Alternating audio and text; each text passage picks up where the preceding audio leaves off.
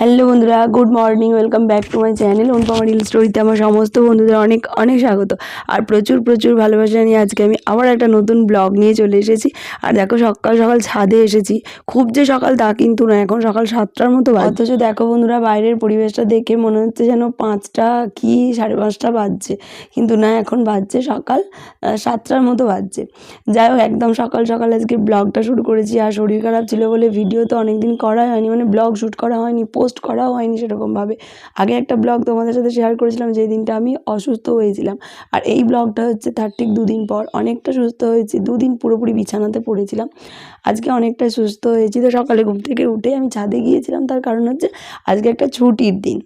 আর এখানে দেখো, যেহেতু ছুটির দিন, আমি ছাদ থেকে নিচে এসে ব্রাশ ট্রাশ করে নিয়ে চা করে নিচ্ছি। কারণ আজকে হচ্ছে শিয়া, তিন্নি, তোমার দাদাভাই সবার ছুটি আছে, তো সবাই বাড়িতে থাকবে। সকালে রান্নার ঝামেলা তো নেই, তার সাথে সকালবেলা স্কুল নিয়ে যাওয়া এই ঝামেলাটাও নেই। ওই জন্য ভাবলাম সকালবেলা একটু চা খেয়ে নিই। আর এই ওয়েদারটা এমন একটা ওয়েদার, বাচ্চা থেকে বুড়ো প্রত্যেকেরই কিন্তু শরীর খারাপ হয়ে গেছে। জানো বন্ধুরা, আমার শরীর খারাপ হওয়ার 2 দিন পর, মানে আজকের থেকে, আজকে যে ব্লগটা করছি আজকের থেকে শিয়ারও শরীরটা ভীষণই খারাপ। মানে আগের দিন রাত থেকে শিয়ার শরীরটা খারাপ, কাশি হচ্ছিল, গাটাও একটু গরম ছিল। ওই জন্য ওকে সকালবেলা আর ঘুম থেকে তুললাম না। আর এখানে দেখো, আমি হচ্ছে চাটা খেয়েই ঘর দুয়ারগুলো আগে ঝাঁট দিয়ে নিচ্ছি। মোছামুছিটা এখন করবো না, ঝাঁট দিয়ে নিয়ে ওদের 2 বোনকে ঘুম থেকে তুলবো। তো দেখো, আমি এই রুমটা ঝাঁট দেওয়ার জন্য এলাম। আর লাইটটা জ্বালতেই হচ্ছে শিয়া উঠে পড়েছিল। আমি ভেবেছিলাম যে শিয়াকে একটু দেরিতে তুলবো, যেহেতু ওর শরীরটা খারাপ আছে, কিন্তু বাচ্চা মানুষ তো দেখবে ওদের একটা টাইম আছে, যেহেতু ওকে ঘুম থেকে টাইমে তুলে দেখো উঠে বসে পড়েছে। আমার পিছনে লক্ষ্য করো, উঠে বসে পড়েছে। তো আমি বললাম ঠিক আছে, তাহলে ব্রাশটা কর, আমি এখানটা একটু ঝাঁট দিয়ে নিই, তারপরে ওকে খেতে দেবো, তারপরে তো ওষুধও আছে। বাড়িতে দেখবে বন্ধুরা, বাচ্চাদের শরীর খারাপ হলে আমরা হচ্ছে কী করি, বাচ্চাদেরকে ট্রিটমেন্ট করি বা বাচ্চাদের সেবা শুশ্রূষা করে তাদেরকে তাড়াতাড়ি সারিয়ে তোলার চেষ্টা করি। কিন্তু এখানে দেখো, বাচ্চার মা আমি, আমারই শরীরটা খারাপ, তো বাচ্চাদের কীভাবে যত্ন নেবো বলো। আর সেই কারণেই দেখো, 2 দিন পর আমার শরীর চলছে না, একদম ভীষণ দুর্বল। তো তারপরেও দেখো, উঠে আমি কাজকর্মগুলো সারছি। কারণ এই 2 দিন আমি যে বিছানাতে পড়েছিলাম, তাতে আমার মেয়েদেরও যেমন অযত্ন হয়েছে, অবহেলা হয়েছে, তার সাথে আমার ঘর দুয়ারও কিন্তু অনেকটাই নোংরা হয়ে গেছে। চারিদিকে যেন জামা কাপড়ের স্তূপ হয়ে গেছে। প্রত্যেকটা ঘরের বিছানাতে দেখো ঠিক এরকম, যেখানে যাচ্ছে জামা কাপড় জড়ো করা আছে, বিছানাপত্র গোছগাছ নেই।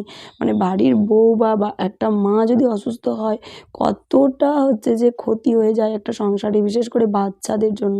আর সেই কারণেই হয়তো শিয়াও অসুস্থ হয়ে গেল। শিয়া কিন্তু বেশি একটা জ্বর ঠান্ডা লাগে এগুলো হয়, কিন্তু হয় না, তিন্নির হয়। আর আমার তো এখন ঠান্ডা অ্যালার্জি হয়ে গেছে। এইবার বন্ধুরা, আমার শরীরটা একটু সুস্থ হলে আমি চিন্তা ভাবনা করেছি যে ঠান্ডা অ্যালার্জির জন্য ওষুধ খাবো। তাহলে যদি অ্যালার্জিটা চলে যায়, তাহলে আর এত চট করে ঠান্ডা লাগবে না। আর তোমাদেরকে আমি কিভাবে বলবো বা বোঝাবো জানি না। আমি জানো তো, মানে ছোট্ট থেকে আমার কখনো ঠান্ডা লাগা, সর্দি, কাশি এগুলো হচ্ছে আমার হয় না। যারা আমার বাড়ির সদস্যরা আছো, ভিডিওটা দেখছো, তারা তো প্রত্যেকে জানো, ছোট্ট থেকে আমি শিয়ার মতো ছিলাম, আমার কখনো ঠান্ডা জ্বর এসব হয় না। আর এখন তো হুট করতেই ঠান্ডা লেগে যায়, মানে লেগেই আছে ঠান্ডা আমার, এরকম অ্যালার্জি হয়ে গেছে। তো অ্যালার্জির ওষুধ খেলে আস্তে আস্তে আমার মনে হয় এই ঠান্ডা লাগাটা কমে যাবে। যাই হোক, আর একটা কথা না বললে পারছি না, সেটা হচ্ছে আমার শরীর খারাপ হয়েছে, সেটা আমি কমিউনিটিতে পোস্ট করেছিলাম, তার জন্য ভিডিও আপলোড করতে পারছি না। শুধুমাত্র আমি এই কথাটাই তোমাদেরকে জানিয়েছিলাম। তার জন্য বন্ধুরা, আমার অনেক ইউটিউব ফ্রেন্ড আমাকে মানে বারবার করে বলেছে নিজের যত্ন নাও, খেয়াল নাও। তারপর আমার ভিডিওতে এসেও কমেন্ট করেছে যে আমার শরীর খারাপ হয়েছে, আমার যত্ন নিতে বলেছে, আমাকে কেয়ার থাকতে বলেছে। তো সত্যি আমি জানি না কতটা নিজের যত্ন নিচ্ছি বা কতটা কেয়ারে থাকতে পারছি, কিন্তু তোমাদের এই এত সুন্দর মিষ্টি মিষ্টি কমেন্টগুলো আমার মনের শক্তিটাকে, জোরটাকে আরও বাড়িয়ে দিয়েছে। হয়তো অসুস্থ হয়ে আজকের দিনটাতেও বিছানাতে পড়ে থাকতাম, কিন্তু তোমাদের কমেন্টগুলো পড়ে না আমার ভীষণ ভালো লাগছে যে সত্যি আমার ভিডিও এরা দেখে, কতটা ভালোবাসে আমাকে। আর সেই জন্যই তো এত ভালো ভালো কমেন্ট করেছে, আমাকে তাড়াতাড়ি সুস্থ হওয়ার কথা বলেছে। আর সেই কারণেই বন্ধুরা, আমি তোমাদেরকে অনেক অনেক ধন্যবাদ জানাচ্ছি। আর তোমাদের পাশে, তোমাদের মাঝে যেন ঠিক এরকমভাবেই থাকতে পারি, তোমাদের বাড়ির মেয়ে হয়ে, তোমাদের কাছে, তোমাদের পরিবারের একটা মেয়ে হয়ে যেন থাকতে পারি। তোমরা আমার পাশে আছো, আর আমাকে যে এতটা ভালোবাসছো, এতটা সাপোর্ট করছো, এটা আমার কাছে অনেকটাই পাওয়া। সংসারের কাজকর্মগুলোই তোমাদের সাথে শুধুমাত্র শেয়ার করি, এক্সট্রা করে আমি আর নতুন করে বা কিছুই তেমন শেয়ার করি না। সামান্য সংসারের কাজকর্ম, আমার বাচ্চাদের অ্যাক্টিভিটি, এগুলোই তোমরা দেখতে দেখে তোমরা যে আমাকে এতটা ভালোবাসা দিচ্ছ, এটা আমার কাছে বিশ্বাস করো অনেকটা পাওয়া, অনেকটা পাওয়া। আর শুধু যে আমার ইউটিউব ফ্রেন্ডরাই আমাকে বলেছে যে তাড়াতাড়ি সুস্থ হয়ে যাও তা কিন্তু না বন্ধুরা, আমার এখানে চেনাশোনা পাড়ার দিদি ভাইয়েরা থেকে শুরু করে প্রত্যেকে যারা যারা শুনেছে যে আমার শরীরটা খারাপ, প্রত্যেকেই বলেছে তাড়াতাড়ি সুস্থ হয়ে যাও, উঠতে হবে, বাচ্চাদেরকে দেখতে হবে। তো সত্যি কথা, এত মানুষ আমাকে ভালোবাসে আমি না নিজেই ভেবে পাই না।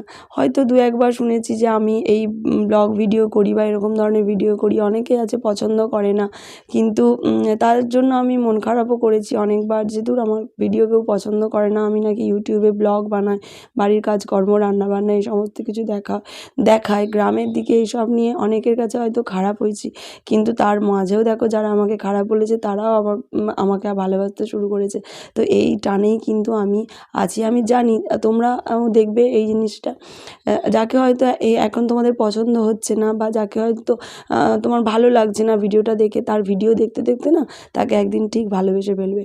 আর সেটাই হয়েছে আমার ক্ষেত্রে হয়েছে। আমার ভিডিও দেখতে দেখতে আমাকে যারা একদম পছন্দ করতো না তারাও কিন্তু আজ আমাকে ভালোবাসে। যাই হোক, তোমাদের ভালোবাসা সত্যি বলছি ধন্যবাদ বলাটাও অনেকটা ছোট হয়ে যাবে। তোমাদের ভালোবাসাতে, তোমাদের কাছে, তোমাদের মেয়ে হয়ে যে আমি থাকতে পারছি, সমস্ত কিছু শেয়ার করতে পারছি, এটা না আমার কাছে অনেকটা পাওয়া।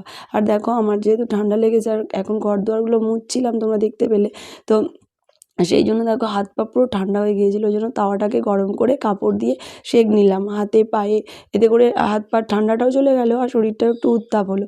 আর এইটাকে শিখিয়েছে জানো তো, আমার যা আমাকে শিখিয়েছে। আগের দিন শরীর খারাপ হয়েছিল, বিছানায় পড়েছিলাম, তো আমার যা এসে প্রথমে আমাকে সেঁক দিল। সেঁক দেওয়ার পর দেখলাম হাত পায়ে প্রচণ্ড আরাম হচ্ছিলো।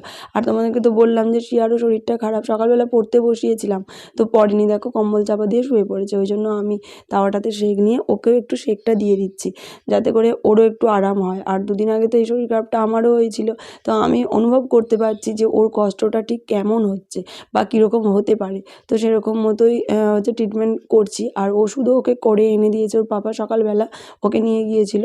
তো তারপরেও জানো তো শিয়া ঠিকঠাক সুস্থ হয়নি। আমি হচ্ছে শিয়াকে নিয়ে ঘাটাল গিয়েছিলাম, আমাদের এখানে যে বড় শিশু ডাক্তার, তো সেই শিশু ডাক্তার ভাদুড়িকে দেখাতে। তো ভাদুড়িকে দেখানোর পর এখন শিয়া অনেকটা সুস্থ আছে, মানে আজকে সুস্থ আছে। আর 11টা বেজে গেছে, দেখো রান্নাবান্না এখনও বসাইনি। আমি তোমাদেরকে বললাম যে রান্না হয়ে গেছে, রান্না কিন্তু হয়নি, আমি ভুল বলে ফেলেছি, কারণ ভিডিওটা তো অনেক দিনের। যাই হোক, আর আজকে রান্না করব চিকেন। চিকেনটা নিয়ে এসেছিলো দুদিন আগে, তো ফ্রিজেই পড়েছিল।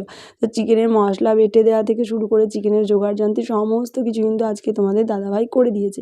আর বললাম তো আজকে একটা ছুটির দিন, যেহেতু সে বাড়িতে আছে, সেই জন্য দেখো মশলাগুলো করে দিয়েছে। এগুলো আমি করে নিই, কিন্তু একটু শরীরটা দুর্বল বলে সে বললো আমি করে দেবো।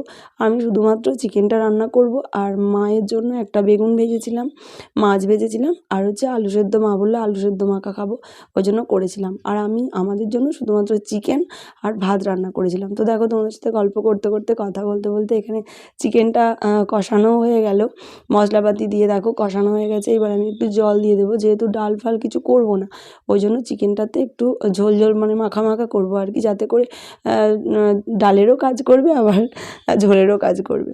তো যাই হোক, এখানে দেখো আলুগুলো দিয়ে দিলাম। এইবারে আমি জল দিয়ে সেদ্ধ করতে বসিয়ে দেবো। পরিমাণ মতো জল দিয়ে আমি সেদ্ধ করে নিয়েছি, নামিয়ে নেব। নামানোর আগে দেখো ধনেপাতা কুচিয়ে ছড়িয়ে দিলাম, আর মিট মশলাও দিয়েছি।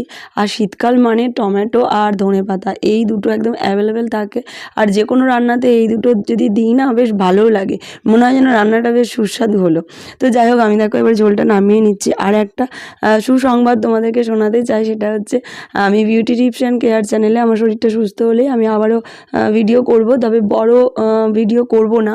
আমি হচ্ছে ছোট মিনি যে শর্টসগুলো হয়, সেই মিনি শর্টসের মাধ্যমে বিউটি টিপসের ভিডিও তোমাদের সাথে শেয়ার করব। আমার অনেক ইউটিউব ফ্রেন্ড থেকে শুরু করে আমার বন্ধু বান্ধবী অনেকেই বলেছে যে বিউটি টিপস অ্যান্ড কেয়ার চ্যানেলে ভিডিও দেওয়ার জন্য। তো তাদের রিকোয়েস্টে আমি আবারও বিউটি টিপসের ভিডিও দেওয়া শুরু করব।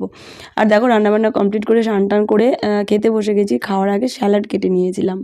আজকের ভিডিওটা আমি এখানেই শেষ করছি। পরের দিন আমি আবার আসবো, আবার একটা দারুণ মজাদার ব্লগ নিয়ে। অপেক্ষায় থেকো। টাটা।